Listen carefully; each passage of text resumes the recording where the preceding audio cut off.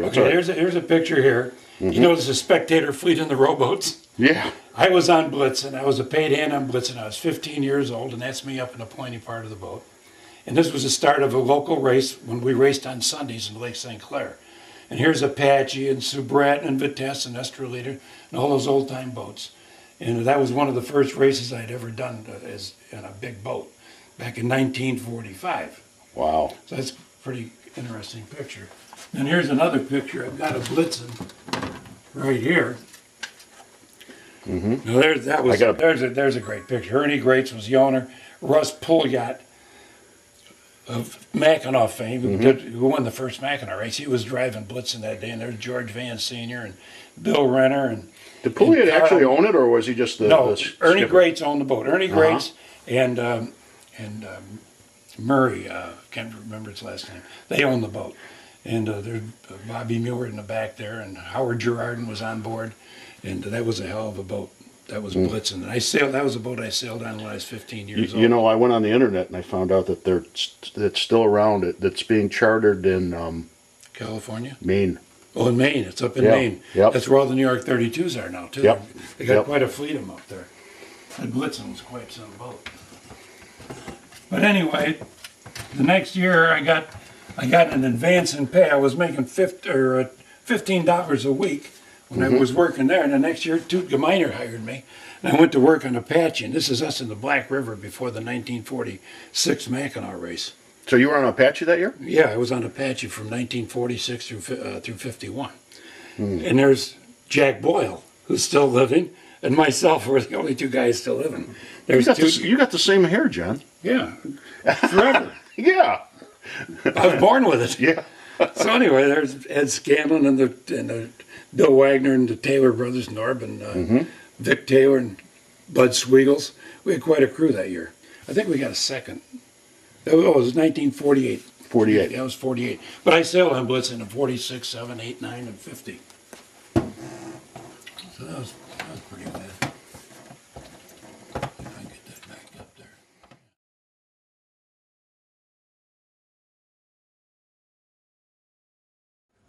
1945, your first Mackinac race. Now, you told me you were going to talk to me a little bit about what happened. You were on... I was on Blitzen. Blitzen. And I was 15 years old. So Right. They said, you can't do the Mackinac race. I was disappointed. Well, Yeah.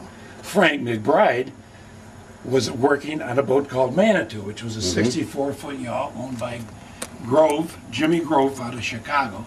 It was a beautiful 64-foot Sparkman and Stevens yacht. So I was over at Fisher Boat Works in those days, which is now Gregory's. And Frank was working on the boat, and he says, "You doing Mackinac?" I said, "No, I got kicked off Blitzen because they said I'm too young." He says, "Well, we're looking for some guys." So Frank got me a ride on Manitou. So I did the race on Manitou in 1945. That was the year 4 boats finished the race. We were second, Blitzen was first, and we were second. But in the race, it was blowing about 35 to 45 out of the northeast. And we had a beat, naturally. Waves, nasty, and halfway up to Harbor Beach, tacking the shoreline. And all of a sudden the main let go from the leech all the way down to the tack. Big rip. So we put up a storm main, put the boat on the deck, and Frank McBride and myself and another young kid by the name of Frank O'Neill, who went to high school with us, the 3 of us stayed up all night sewing that damn sail back up. And we took one long hitch to Godrich.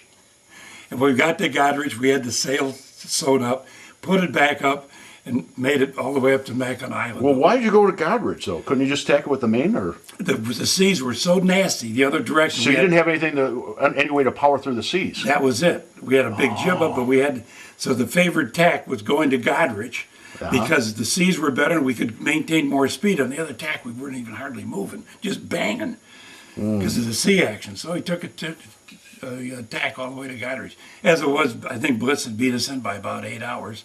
But then we finished, and then the next day Apache came in third, and then a boat called Last Straw came in after them. And then into the other boats that finished the race had pulled into, anchored, and then they came in a couple of days later. Didn't you tell me that your radio was out, though? Yeah, the radio was out. So you were reported missing. George Van got to Mackinac Island. Nobody knew what happened to Manitou.